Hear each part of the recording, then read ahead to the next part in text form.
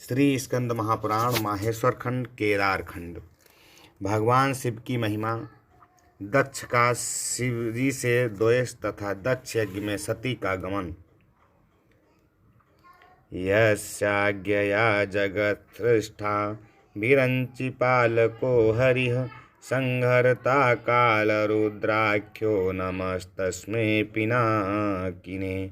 जिनकी आज्ञा से ब्रह्मा जी इस जगत की सृष्टि तथा विष्णु भगवान पालन करते हैं और जो स्वयं ही काल रुद्र नाम धारण करके इस विश्व का संहार करते हैं, उन पिनाकधारी भगवान शंकर को नमस्कार है। नैमिषारण्य तीर्थ सब तीर्थों से उत्तम और समस्त क्षेत्रों में श्रेष्ठ है। प्राचीन काल में वहाँ शौनक आदि तपस्वी मुनि एक ऐसे यज्ञ का अनुष्ठान कर रहे थे जो दीर्घ काल तक चालू रहने वाला था। उस यज्ञ में दीक्षित सभी महर्षियों का सबके प्रति सम्मान भाव था। एक दिन उन सभी महात्माओं के दर्शन की उत्कंठा से प्रेरित होकर महातपस्वी व्यास शिष्य लोमस मुनि वहाँ पधारे।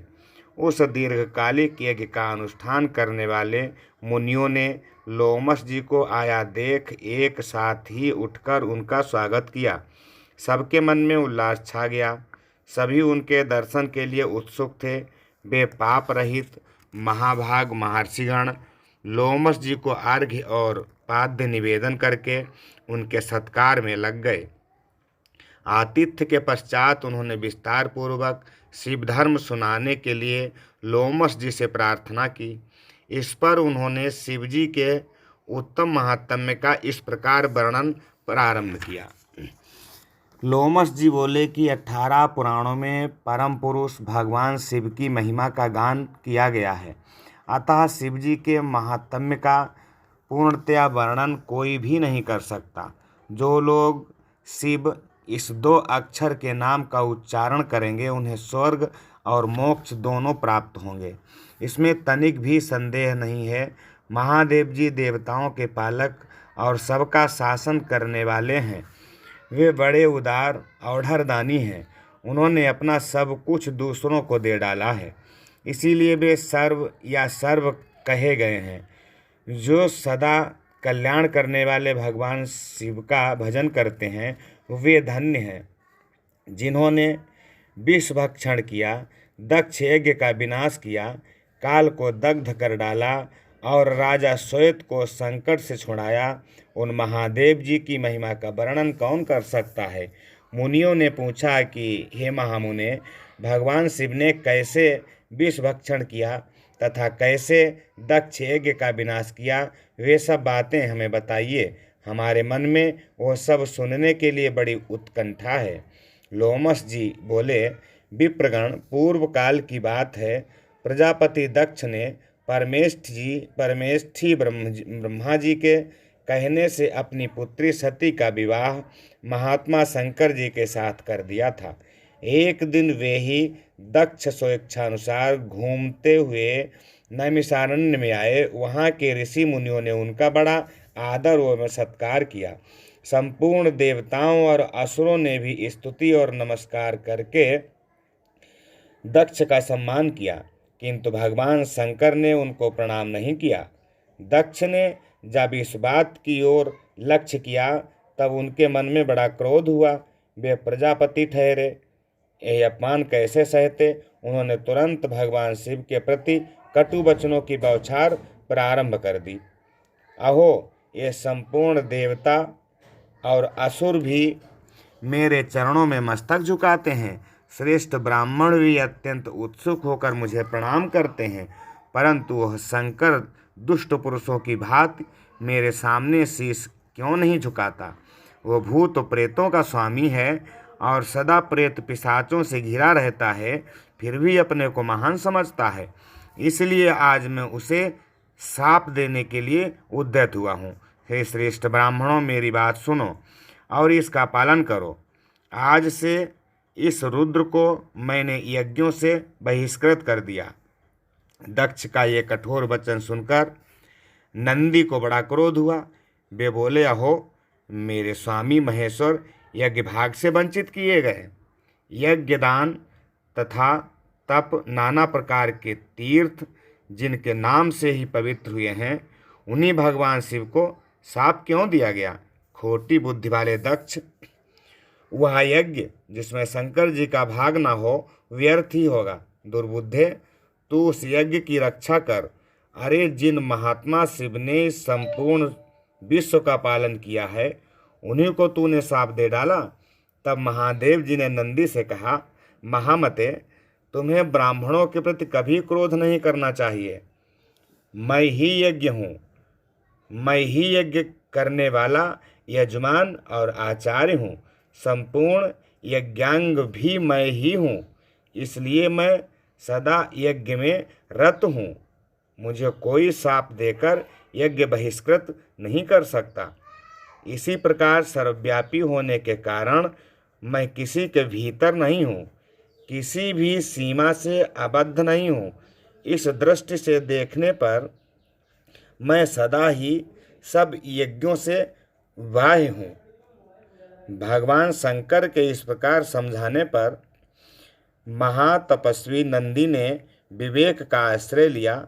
शिवजी का सत्संग पाकर वे परमानंद में निमग्न हो गए। उधर मुनियों से घिरे हुए दक्ष भी अत्यंत रोष में भरकर अपने स्थान को चले गए। वे प्रणाम न करने वाले रुद्र को भूल न सके, बारंबार उनका स्मरण करके क्रोध से जलने लगे। भगवान शिव की ओर से उन्होंने श्रद्धा हटा ली और वे शिव के उपासकों की निंदा में संलग्न रहने लगे। एक समय दक्ष ने स्वयं ही एक महान यज्ञ का आयोजन किया। उसमें उन्होंने बड़े बड़े तपस्वी ऋषि मुनियों को बुलाया। वशिष्ठ आदि अनेक महर्षि उस यज्ञ में पधारे। अगस्त्य, कश्यप, अत्रि, वामदेव, भृगु, दधीच, भगवान व्यास, भरद्वाज और गौतम, ये तथा और भी बहुत से महर्षि वहाँ आए। सभी देवगण, समस्त लोकपाल, विद्याधर, गंधर्व तथा किन्नरों का भी आगमन हुआ। उस यज्ञ में सत्यलोक से लोक पितामह ब्रह्मा जी तथा वैकुंठ धाम से भगवान विष्णु भी बुलाए गए थे। इंद्राणी के साथ देवराज इंद्र, रोहिणी के साथ चंद्रमा तथा अपनी प्रिया के साथ वरुणदेव भी आए थे। कुबेर पुष्पक विमान पर, वायुदेव मृग पर तथा अग्निदेव बकरे पर सवारी चढ़कर पधारे थे। नैऋत्य कोण के अधिपति नैऋत्य प्रेत के कंधे पर बैठकर आए थे। इस प्रकार सब लोग दक्ष की यज्ञशाला में उपस्थित हुए। दक्ष ने सबका सत्कार किया। उनके यहाँ विश्वकर्मा के बनाए हुए अनेक दिव्य भवन भी थे। वे सभी बहुमूल्य उपकरणों से सजे हुए तथा अत्यंत प्रकाशमान थे। उन्हीं भवनों में दक्ष ने अपने समागत अतिथियों को यथायोग्य स्थान देकर ठहराया। दक्ष का वह महायज्ञ कनखल तीर्थ में आरंभ हुआ। उसमें उन्होंने भृगु आदि तपोधनों को ऋत्युज बनाया। अनेक प्रकार के कौतुक और मंगलाचार संपन्न करके दक्ष ने उस यज्ञ की दीक्षा ली। साथ में उनकी धर्मपत्नी भी बैठी। ब्राह्मणों ने स्वस्तिवाचन किया। उस समय अपने सुहृदों से घिरे हुए दक्ष अपना महत्व बढ़ जाने के कारण अधिक सुशोभित हो रहे थे। इसी समय महर्षि दधीच ने वहाँ दक्ष से इस प्रकार कहना आरंभ किया कि हे प्रजापते, हे देवेश्वरगण, हे बड़े बड़े महर्षि तथा लोकपाल भी तुम्हारे यज्ञ मंडप में पधारे हैं। तो भी पिनाक पाणी महात्मा शंकर के बिना यह यज्ञ अधिक शोभा नहीं पा रहा है, जिनके बिना मंगल भी अमंगल रूप में ही परिणित हो जाते हैं तथा जिन त्रिनेत्रधारी भगवान के अधिकार में आने पर अमंगल भी तत्काल मंगल के रूप में बदल जाते हैं, वे अब तक यहाँ क्यों नहीं दर्शन दे रहे हैं? दक्ष, अब तुम्हें ही भगवान विष्णु और इंद्र के साथ जाकर परमेष्ठी भगवान महेश्वर को बुला ले आना चाहिए। उन योगी शंकर की उपस्थिति से यहाँ सब कुछ पवित्र हो जाएगा। जिनके स्मरण तथा नामोच्चारण से सब पुण्यमय हो जाता है। दधीच का ये वचन सुनकर दक्ष क्रोध में भर गए और बड़ी उतावली के साथ उत्तर देने लगे। उनका भीतरी भाव तो दूषित था, किंतु ऊपर से वे हंसते हुए से बोल रहे थे। उन्होंने कहा, संपूर्ण देवताओं के मूल हैं भगवान विष्णु, जिनमें सनातन धर्म की स्थिति है, जिनमें संपूर्ण वेद यज्ञ और नाना प्रकार के सत्कर्म भी प्रतिष्ठित हैं। वे भगवान विष्णु तो यहाँ पधारे हुए हैं ही, सत्यलोक से लोक पितामह ब्रह्मा जी भी आए हुए हैं। उनके साथ समस्त वेद उपनिषद और नाना प्रकार के आगम भी हैं। इसी प्रकार आप जैसे निष्पाप महर्षिगण भी आ ही गए हैं। जो यज्ञ कर्म के योग्य हैं, शांत चित्त और सुपात्र हैं, वे सब महात्मा यहाँ पदार्पण कर चुके हैं। आप सब महर्षिगण देव वेद के वाक्य तथा उसके अर्थ के भी तत्वज्ञ हैं, दृढ़तापूर्वक व्रत का पालन करने वाले हैं। आपके होते हुए अब हमें रुद्र से क्या प्रयोजन है? ब्राह्मण, आप सब लोग मिलकर मेरे इस महान यज्ञ को सफल बनावें। दक्ष की बात सुनकर दधीचि ने कहा, पवित्र अंतःकरण वाले समस्त श्रेष्ठ महर्षियों और देवताओं के समुदाय में ये बड़ा भारी अन्याय हुआ है कि भगवान शिव को आमंत्रित नहीं किया गया। महात्मा शंकर के बिना इस यज्ञ में शीघ्र ही महान विघ्न होने वाला है। यूँ कहकर महर्षि दधीच अकेले ही दक्ष की यज्ञशाला से निकल पड़े और तुरंत अपने आश्रम को चले गए। उनके चले जाने पर दक्ष ने हंसते हुए कहा, ब्राह्मणों, दधीच शंकर के प्रेमी हैं। वे चले गए। आप सब लोग वैदिक सिद्धांत में रत रहने वाले हैं। भगवान विष्णु आप सबके अग्रणी हैं। अब शीघ्र ही आप लोग मेरे यज्ञ को सफल बनावें। तब उन सभी महर्षियों ने वहाँ दैवज्ञ प्रारंभ किया। इसी समय महादेवी दक्ष कुमारी सती ने, जो गंधमादन पर्वत पर अपनी सखियों के साथ विराजमान थीं, रोहिणी के साथ चंद्रमा को कहीं जाते हुए देखा। वे यज्ञ में ही जा रहे थे। सती ने अपनी सखी से कहा कि विजय, तू शीघ्र जाकर पूछ तो सही, ये चंद्रमा कहाँ जाएंगे। उनके आदेश से विजया चंद्रमा के समीप गई और यथोचित विनय के साथ उनकी यात्रा का उद्देश्य पूछा। चंद्रमा ने दक्ष के यज्ञ में जाने का सब वृत्तांत बता दिया। यह सुनकर विजया को बड़ा हर्ष और विस्मय हुआ। उसने तुरंत लौटकर सती से चंद्रमा की कही हुई सब बातें कह सुनाई। सुनकर सती देवी ने विचार किया, क्या कारण है जो पिताजी मुझे नहीं बुला रहे हैं? क्या मेरी यशस्विनी माता भी मुझे भूल गईं? आज मैं भगवान शंकर से इसका कारण पूछती हूँ। यह निश्चय करके सती देवी ने सखियों को वहीं ठहरा दिया और स्वयं भगवान शंकर के पास गईं। उन्होंने देखा त्रिनेत्रधारी महेश्वर सभा मंडप में विराजमान हैं। चंड मुंड आदि सभी पार्षद उन्हें सब ओर से घेर कर बैठे हुए हैं। बाण, श्रृंगी, नंदी, महाकाल, महारौद्र, महामुंड, महाशिरा, धूम्राक्ष, धूम्रकेतु, धूम्रपाद तथा अन्य बहुत से गण भगवान रुद्र का अनुवर्तन करने वाले हैं। वे सभी जितेंद्रिय तथा वीतराग हैं। लोक कल्याणकारी भगवान शंकर इन सब से घिरे हुए हैं और परम अद्भुत आसन पर विराजमान हैं। सती का मन भगवान शिव का दर्शन करते ही उनकी ओर आकृष्ट हो गया। वे सहसा उनके समीप चली गईं। भगवान शिव ने बड़े आदर से प्रीतियुक्त वचनों से सती को आनंदित किया और कहा कि प्रिय, इस समय यहाँ तुम्हारे आगमन का क्या कारण है? सती बोली, देव देवेश्वर, मेरे पिता के घर महान यज्ञ हो रहा है, उसमें चलने के लिए आपकी रुचि क्यों नहीं होती?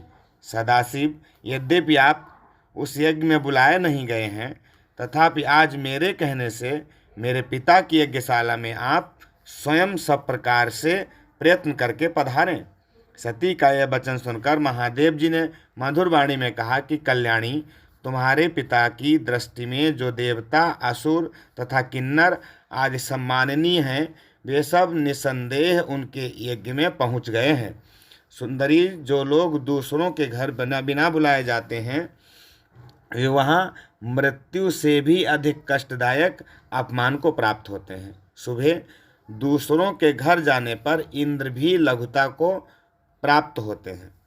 इसलिए तुम्हें भी दक्ष के यज्ञ में नहीं जाना चाहिए। महात्मा भगवान शंकर के इस प्रकार कहने पर सती ने अपने पिता के प्रति रोष पड़कर करने वाले वचनों में कहा कि हे नाथ, जिनसे संपूर्ण यज्ञ सफल होते हैं, वे देव देवेश्वर तो आप ही हैं। फिर आपको भी मेरे दुराचारी पिता ने आमंत्रित नहीं किया। उस दुरात्मा के मन में आपके प्रति सद्भाव है या दुर्भाव, ये सब मैं नहीं जानना चाहती हूँ। इसलिए अभी पिता के यज्ञ मंडप में जाती हूँ। देव देव जगतपते, मुझे वहाँ जाने की आज्ञा दीजिए। सती देवी के यों कहने पर भगवान महेश्वर बोले, उत्तम व्रत का पालन करने वाली देवी, यदि ऐसी बात है तो इस नंदी पर सवार हो, नाना प्रकार के प्रमथ गणों को साथ लेकर तुम शीघ्र वहाँ की यात्रा करो, मैं आज्ञा देता हूँ। भगवान शिव के आदेश से 60,000 रुद्रगण सती देवी के साथ चल दिए। उन गणों से घिरी हुई देवी ने अपने पिता के घर की ओर प्रस्थान किया। सती देवी जब पिता के घर चली गईं, उस समय सब बातों पर विचार करके भगवान माहेश्वरी अपने मुख से यह वचन निकाला कि अपने पिता द्वारा अपमानित होकर दक्ष कुमारी सती अब फिर यहाँ लौट कर नहीं आएंगी।